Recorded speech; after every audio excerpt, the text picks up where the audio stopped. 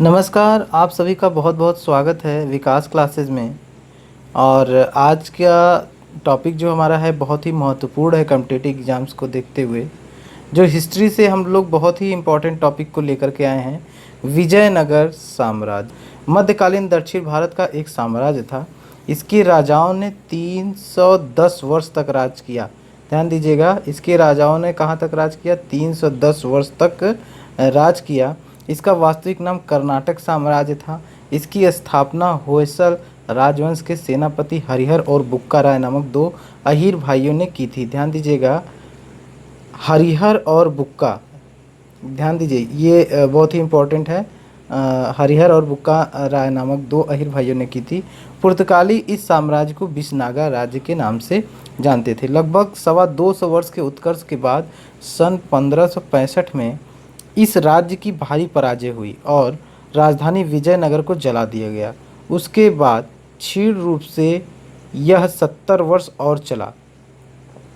राज्य विजयनगर के अवशेष आधुनिक कर्नाटक राज्य में हम्पी शहर के निकट पाए गए हैं और यह एक विश्व विरासत स्थल है। और खोज से इस साम्राज्य की शक्ति तथा धन संपदा का पता चलता है। देखिए दोस्तों, यहाँ पे उस समय का जो साम्राज्य है और ये उस समय का ध्वज का जो मॉडल है दिया है, ये भी कभी कभी आ जाता है।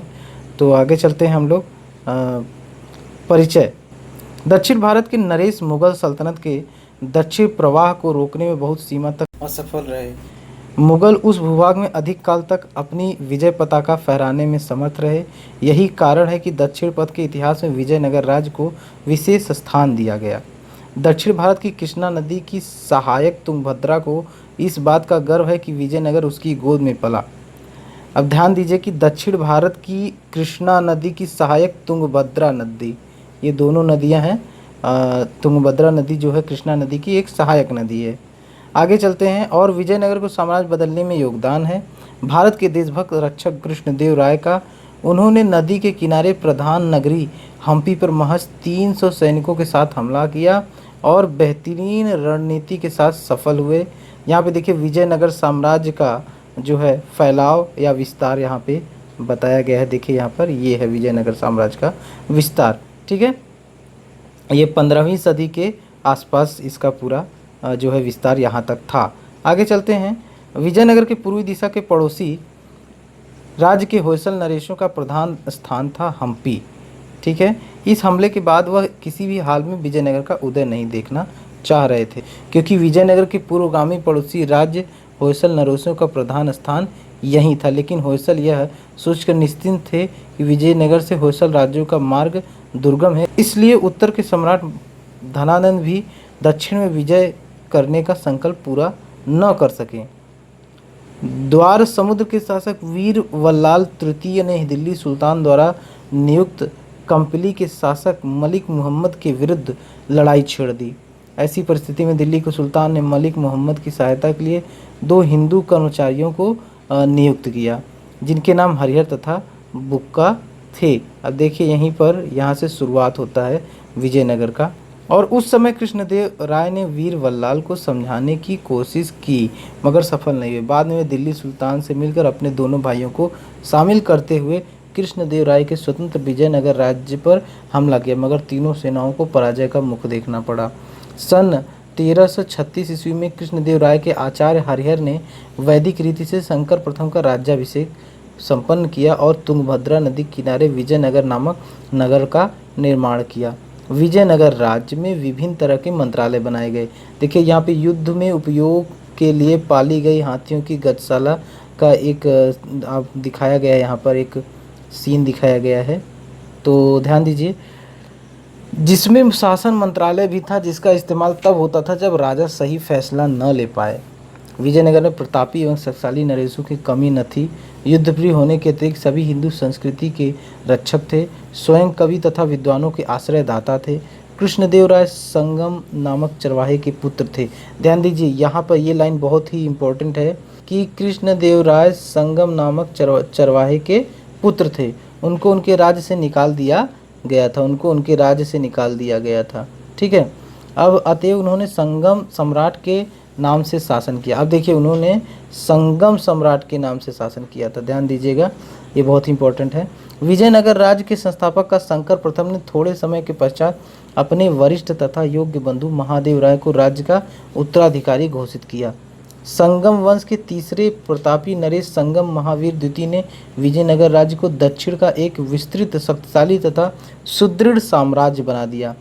हरिहर द्वितीय के समय में सायण तथा माधव ने वेद तथा धर्मशास्त्र पर निबंध रचना की। उनके वंशजों में द्वितीय देवराय का नाम उल्लेखनीय है, जिसने अपने राज्याभिषेक के बाद संगम राज्य को उन्नति का चरम सीमा पर पहुंचा दिया। मुगल रियासतों से युद्ध करते हुए देवराज प्रजा पालन में संलग्न रहा। राज्य की सुरक्षा के निमित्त तुर्की घुड़सवार नियुक्त कर सेना की वृद्धि की। उसके समय में अनेक नवीन मंदिर तथा भवन बने। दूसरा राजवंश सालू नाम से प्रसिद्ध था। इस वंश के संस्थापक सालू नरसिंह ने 1484 से 1490 ईस्वी तक शासन किया। उसने शक्ति क्षीण हो जाने पर अपने मंत्री नरस नायक को विजयनगर का संरक्षक बनाया। वहीं तुलु वंश का प्रथम शासक माना गया। उसने 1490 से 1503 ईस्वी तक शासन किया और दक्षिण में कावेरी के सुदूर भाग पर भी विजय दुंदुभी बजाई। तुलु वंश में हंगामा तब हुआ जब कृष्णदेव राय का नाम राजा बनने में सबसे आगे था। उन्होंने 1509 से 1539 ईस्वी तक शासन किया और विजयनगर को भारत का उस समय का सबसे बड़ा साम्राज्य बना दिया। बस दिल्ली का एकमात्र स्वतंत्र राज्य था। और कृष्णदेव राय के शासन में आने के बाद उन्होंने अपनी सेना को इस स्तर तक पहुंचाया। अब देखिए इनकी सेना में क्या क्या था। कह रहा है कि 1.5 लाख घुड़सवार सैनिक, 88,000 पैदल सैनिक चलने वाले थे, 20,000 रथ और 64,000 हाथी और 1.5 लाख घोड़े और 15,000 तोप इत्यादि। वे महान, प्रतापी, शक्तिशाली, शांति संस्थापक, सर्वप्रिय, सहिष्णु और व्यवहार कुशल शासक थे। उन्होंने विद्रोहियों को दबाया, उड़ीसा पर आक्रमण किया और पूरे भारत के भूभाग पर अपना अधिकार स्थापित किया। 16वीं सदी में यूरोप से पुर्तगाली भी पश्चिमी किनारे पर आकर डेरा डाल चुके थे। उन्होंने कृष्णदेव राय से व्यापारिक संधि करने की विनती की, जिससे विजयनगर राज्य की श्रीवृद्धि हो सकती थी, लेकिन कृष्णदेव राय ने मना कर दिया और पुर्तगालियों सहित 42 विदेशी शक्तियों को भारत से खदेड़कर बाहर किया। तुलु वंश का अंतिम राजा सदाशिव परंपरा को कायम न रख सका। सिंहासन पर रहते हुए भी उसका सारा कार्य राम राय द्वारा संपादित होता था। सदाशिव के बाद राम राय ही विजयनगर राज्य का स्वामी हुआ और इसे चौथे वंश अरविंदु का प्रथम सम्राट मानते हैं। राम राय का जीवन कठिनाइयों से भरा पड़ा था। शताब्दियों से दक्षिण भारत के हिंदू नरेश इस्लाम का विरोध करते रहे, अतएव बहमनी सुल्तानों से शत्रुता बढ़ती ही गई। मुसलमानी सेना के पास अच्छी तोपें तथा हथियार थे, इसलिए विजयनगर राज्य के सैनिक इस्लामी बढ़ाव के सामने झुक गए और विजयनगर शासकों द्वारा नियुक्त मुसलमान सेनापतियों ने राजा को घिरवा दिया। अतएव सन 1565 ईस्वी में तलिकोट के युद्ध में राम राय मारा गया। मुसलमानी सेना ने विजयनगर को नष्ट कर दिया, जिससे दक्षिण भारत में भारतीय संस्कृति की क्षति हो गई। अरविंदु के निर्बल शासकों में भी वेंकटपति देव का नाम विशेषतया उल्लेखनीय है। यहाँ पर देखिए ये विशेषतया नहीं होगा, यहाँ पर विशेषतया होगा, ये एक मिस्टेक है यहाँ पर, इसको सही कर लीजिएगा आप लोग। उसने नायकों को दबाने का प्रयास किया था। बहमनी तथा मुगल सम्राट में पारस्परिक युद्ध होने के कारण वह मुगल सल्तनत के आक्रमण से मुक्त हो गया था। इसके शासनकाल की मुख्य घटनाओं में पुर्तगालियों से हुई व्यापारिक संधि थी। शासक की सहिष्णुता के कारण विदेशियों का स्वागत किया गया और ईसाई पादरी कुछ सीमा तक धर्म का प्रचार भी करने लगे। वेंकट के उत्तराधिकारी निर्बल थे, शासक के रूप में विफल रहे और नायकों का प्रभुत्व बढ़ जाने से विजयनगर राज्य का अस्तित्व मिट गया। हिंदू संस्कृति के इतिहास में विजयनगर राज्य का महत्वपूर्ण स्थान रहा। विजयनगर की सेना में मुसलमान सैनिक तथा सेनापति कार्य करते रहे, परंतु इसके विजयनगर के मूल उद्देश्य में कोई परिवर्तन नहीं हुआ। विजयनगर राज्य में सायण द्वारा वैदिक साहित्य की टीका तथा विशाल मंदिरों का निर्माण 2 ऐसे ऐतिहासिक स्मारक हैं जो आज भी उसका नाम अमर बनाए हैं। अब देखिए यहाँ पे विजयनगर के शासक स्वयं शासन प्रबंध का संचालन करते थे और विजयनगर साम्राज्य का यहाँ पर एक मंदिर का दिया गया है। हम्पी के विरूपक्ष मंदिर के अलंकृत स्तंभ यहाँ पे दिखाए गए हैं, तो आप लोग यहाँ पे देख सकते हैं बड़े आराम से। तो ये दिख रहा है आपको। आगे चलते हैं। केंद्रीय मंत्रिमंडल की समस्त मंत्रणा को राजा स्वीकार नहीं करता था और सुप्रबंध के लिए योग्य राजकुमार से सहयोग लेता था और प्राचीन भारतीय प्रणाली पर शासन की नीति निर्भर थी। सुदूर दक्षिण में सामंत वर्तमान थे जो वार्षिक कर दिया करते थे। और राजकुमार की निगरानी में सारा कार्य करते थे। राजा के संरक्षण के लिए पुलिस विभाग सतर्कता से कार्य करता रहा, जिसका सुंदर वर्णन विदेशी लेखकों ने किया है। विजयनगर के शासकगण राज्य के 7 अंगों में कोष को ही प्रधान समझते थे। उन्होंने भूमि की पैमाइश कराई और बंजर तथा सिंचाई वाली भूमि पर पृथक पृथक पृथक कर बैठाए। चुंगी राजकीय भेंट, आर्थिक दंड तथा आयात पर निर्धारित कर उनके अन्य आय के साधन थे। विजयनगर एक युद्ध राज्य था, अतएव आय का 2 भाग सेना में व्यय किया जाता, तीसरा अंश संचित कोष के रूप में सुरक्षित रहता और चौथा भाग दान एवं महल संबंधी कार्यों में व्यय किया जाता था। अब देखिए यहाँ पर दूसरी बात यहाँ पर यह है कि भारतीय साहित्य के इतिहास में विजयनगर राज्य का उल्लेख अमर है और तुंगभद्रा की घाटी में ब्राह्मण, जैन तथा शैव धर्म प्रचारकों ने कन्नड़ भाषा को अपनाया, जिसमें रामायण, महाभारत तथा भागवत की रचना की गई।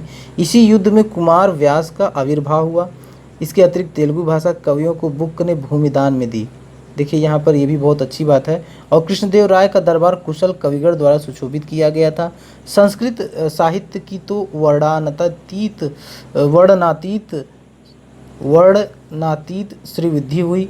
विद्यारण्य बहुमुख प्रतिभा के पंडित थे और विजयनगर राज्य के प्रसिद्ध मंत्री माधव ने मीमांसा एवं धर्मशास्त्र संबंधी क्रमशः जैमिनी, न्यायमाला तथा पराशर माधव नामक ग्रंथों की रचना की थी। देखिए यहाँ पे ये लाइन बहुत ही इंपॉर्टेंट है कि विजयनगर राज्य के प्रसिद्ध मंत्री माधव ने मीमांसा एवं धर्मशास्त्र संबंधी क्रमशः जैमिनी, न्यायमाला तथा पराशर माधव नामक ग्रंथों की रचना की थी। देखिए यहाँ पे ये इतनी लाइन बहुत ही इम्पोर्टेंट है, यहाँ से लेकर के इतनी लाइन। ठीक है, आगे चलते हैं। और उसी के भ्राता शायर ने वैदिक मार्ग प्रवर्तक हरिहर द्वितीय के शासनकाल में हिंदू संस्कृति के आदि ग्रंथ वेद पर भाष्य लिखा, जिसकी सहायता से आज हम वेदों का अर्थ समझते हैं। वेद पर भाष्य लिखा, जिसकी सहायता से आज हम वेदों का अर्थ समझते हैं। विजयनगर के राजाओं के समय में संस्कृत साहित्य में अमूल्य पुस्तकें लिखी गईं। बौद्ध, जैन तथा ब्राह्मण मतों का प्रसार दक्षिण भारत में हो चुका था। विजयनगर के राजाओं ने शैव मत को अपनाया और यद्यपि उनकी सहिष्णुता के कारण वैष्णव आदि अन्य धर्म भी पल्लवित होते रहे। विजयनगर की कला धार्मिक प्रवृत्तियों के कारण जटिल हो गई और मंदिरों के विशाल गोपुरम तथा सुंदर खचित स्तंभयुक्त मंडप इस युग की विशेषता हैं। विजयनगर शैली की वास्तुकला के नमूने उसके मंदिरों में आज भी शासकों की कीर्ति का गान कर रहे हैं। इस साम्राज्य की विरासत के तौर पर स्थापत्य कला में हमें संपूर्ण दक्षिण भारत में स्मारक मिलते हैं, जिनमें सबसे प्रसिद्ध हम्पी के हैं। दक्षिण भारत में प्रचलित मंदिर निर्माण की अनेक शैलियाँ इस साम्राज्य ने संकलित की और विजयनगरीय स्थापत्य कला प्रदान की। दक्षिण भारत के विभिन्न संप्रदाय तथा भाषाओं के घुलने मिलने के कारण इस नई प्रकार की मंदिर निर्माण की वास्तुकला को प्रेरणा मिली और स्थानीय कड़ास्म पत्थर का प्रयोग करके पहले दक्कन तथा उसके पश्चात द्रविड़ स्थापत्य शैली में मंदिरों का निर्माण हुआ। कौन से पत्थर? कड़ास्म पत्थर। देखिए यहाँ पर यह बहुत ही इम्पॉर्टेंट बात है, इसको आप लोग ध्यान रखिएगा। और धर्मनिरपेक्ष शाही स्मारकों में उत्तरी दक्कन सल्तनत की स्थापत्य कला की झलक देखने को मिलती है। ठीक है, इस साम्राज्य की उत्पत्ति के बारे में विभिन्न दंत कथाएं प्रचलित भी हैं और इनमें सबसे अधिक विश्वसनीय यह है कि होयसल राजवंश के सेनापति हरिहर तथा बुक्का ने हम्पी हस्तिनावती राज्य की नींव डाली और विजयनगर को राजधानी बनाकर अपने राज्य का नाम अपने गुरु के नाम पर विजयनगर रखा। और दक्षिण भारत के मुसलमानों का प्रवेश अलाउद्दीन खिलजी के समय हुआ था, लेकिन अलाउद्दीन उन राज्यों को हराकर उनसे वार्षिक कर लेने तक ही सीमित रहा। मोहम्मद बिन तुगलक ने दक्षिण में साम्राज्य विस्तार के उद्देश्य से कंपली पर आक्रमण किया था कर दिया और कंपली के 2 राज्य मंत्रियों हरिहर तथा बुक्का को बंदी बनाकर दिल्ली ले आया। इन दोनों भाइयों द्वारा इस्लाम धर्म स्वीकार करने के बाद इन्हें दक्षिण विजय के लिए भेजा गया। माना जाता है कि अपने उद्देश्य में असफलता के कारण वे दक्षिण में ही रह गए और विद्यारण्य नामक संत के प्रभाव में आकर हिंदू धर्म को पुनः अपना लिया। इस तरह मोहम्मद बिन तुगलक के शासनकाल में ही भारत के दक्षिण पश्चिम तट पर विजयनगर साम्राज्य की स्थापना हुई।